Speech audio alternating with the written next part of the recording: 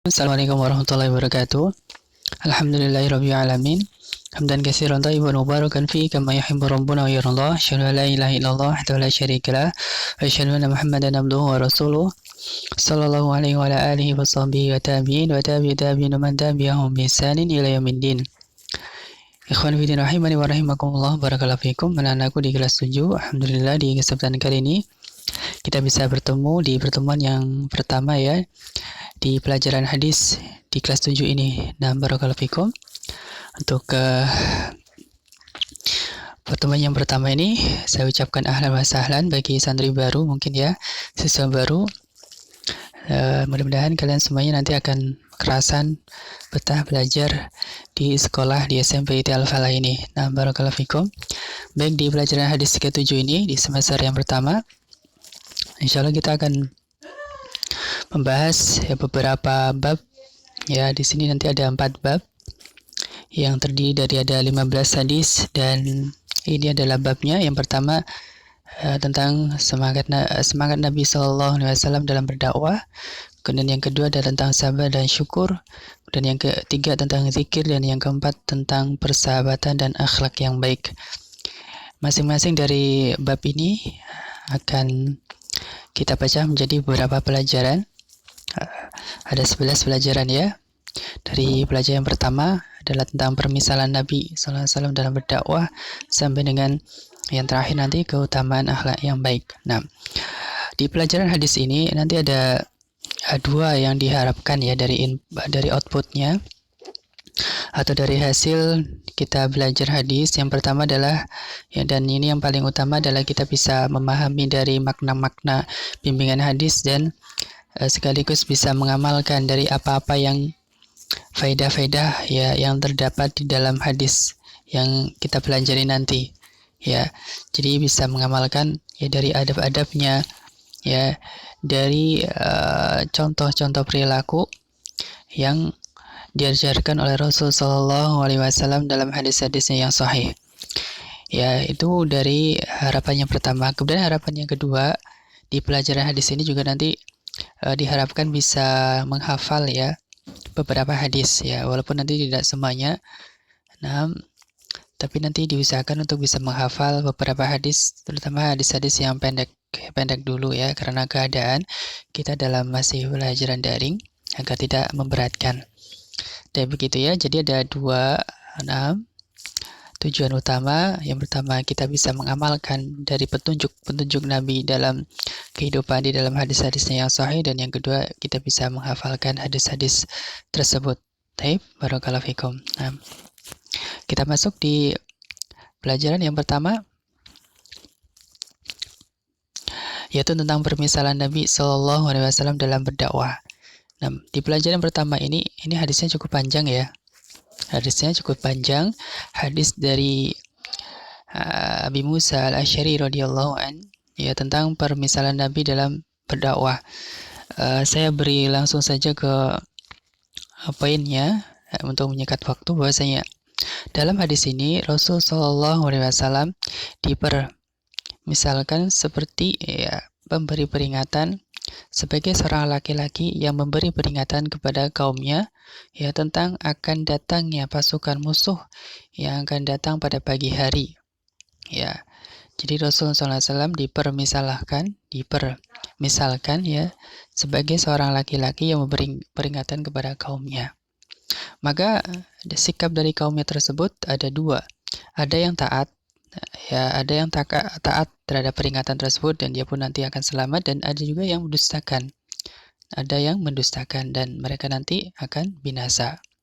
Nah, ini permisalan yang pertama. Rasulullah SAW ya dipermisalkan sebagai seorang laki-laki yang memberi peringatan kepada kaumnya ya tentang akan datangnya pasukan musuh. Nah, hal ini menunjukkan ya semangat Nabi Shallallahu Alaihi Wasallam dalam memberi petunjuk kebaikan terhadap umatnya agar umatnya selamat dari kebinasaan. Nah, ini hadis yang pertama. Hadis yang kedua itu hampir sama, cuma di sini perumpamaan Nabi adalah sebagai seorang yang menyalakan api. Ya, maka tak kala api itu menerangi sekitarnya, tiba-tiba serangga-serangga berterbangan berjatuhan ke dalam api tersebut.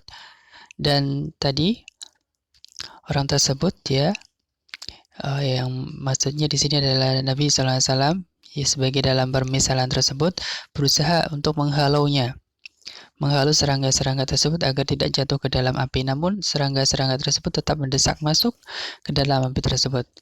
Maka beliau berkata, ya, itulah perumpamaanku dengan kalian. Aku telah berusaha melindungimu dari api neraka, jauhi api neraka, namun kalian tetap nekat dan masuk ke dalamnya.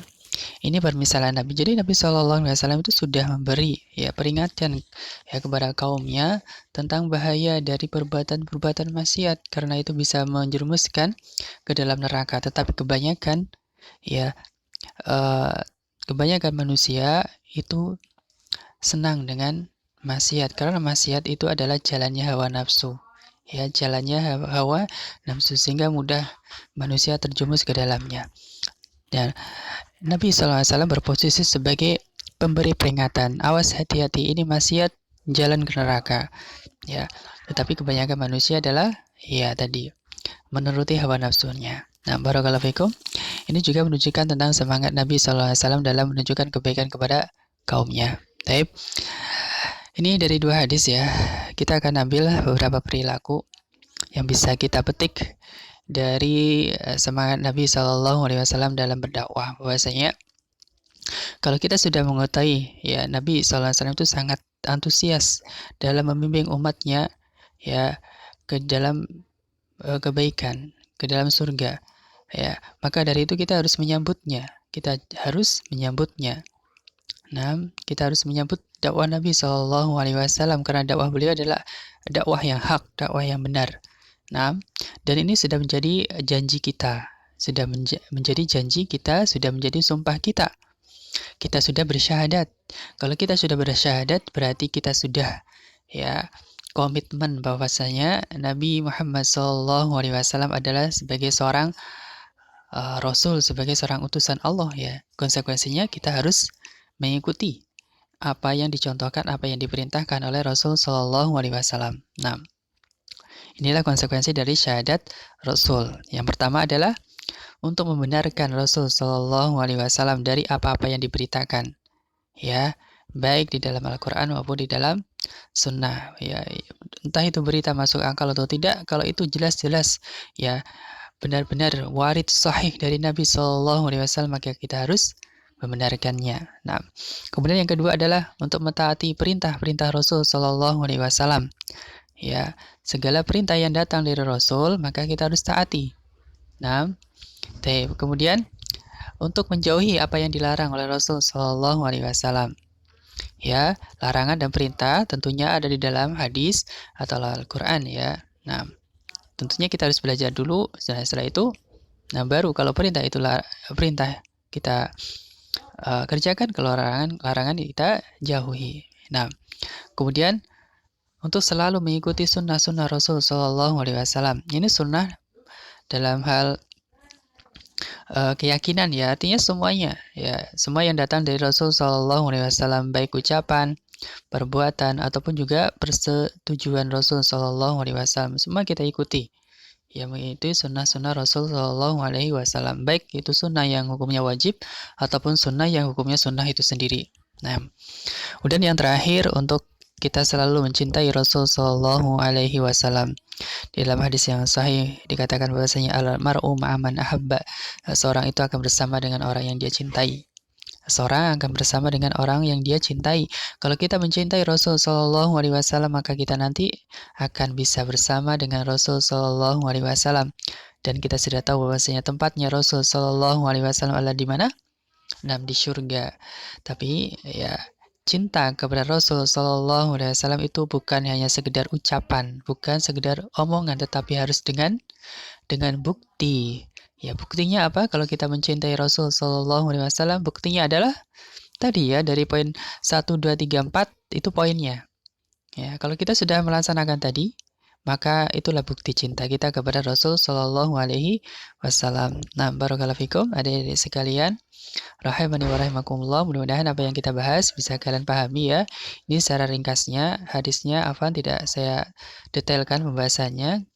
Ya, karena hadisnya cukup panjang dan saya langsung ke inti dari poin pembelajaran saja. Nah, walau ta'ala alam, yang terakhir kita akan bahas di sini adalah biografi sahabat perawi hadis tadi ya. Hadis dari Abu Musa al-Asy'ari radhiyallahu anhu adalah nama kunyah, sedangkan nama sebenarnya adalah Abdullah bin Qais bin Salim. Abdullah bin Qais bin Salim. Beliau wafat pada tahun 42 Hijriah. Di antara keutamaan beliau adalah beliau pernah didoakan Nabi Shallallahu Alaihi Wasallam agar diampuni dosa-dosanya dan ditempatkan di tempat yang mulia.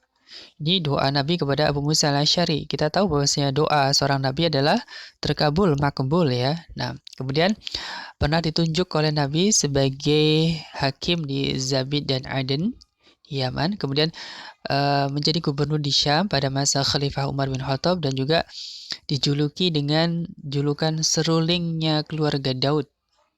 Disebabkan karena suara Abu Musa al-Asy'ari ini sangat bagus ya, baik ketika membaca Al-Quran atau ketika bersyair ya, sehingga Abu Musa al-Asy'ari radhiyallahu an ini diberi julukan serulingnya keluarga Daud karena keluarga Daud itu terkenal dengan suara-suaranya yang merdu ya.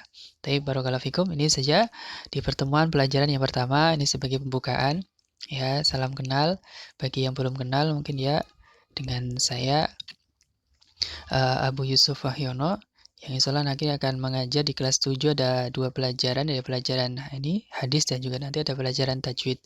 Tapi barakallahu fikum, mudah-mudahan nanti kita bisa saling bertemu ketika sudah tatap muka pembelajaran di sekolah. Dan nanti juga insya Allah kita ada beberapa kali menggunakan Zoom atau Google Meet ya, sehingga bisa bertatap muka walaupun dengan online. Nah, barakallahu fikum, itu saja. Mudah-mudahan bisa bermanfaat. Wallahu ta'ala alam. Subhanakallahumma bihamdika asyhadu an la ilaha illa anta astaghfiruka wa atubu ilaik. Assalamualaikum warahmatullahi wabarakatuh.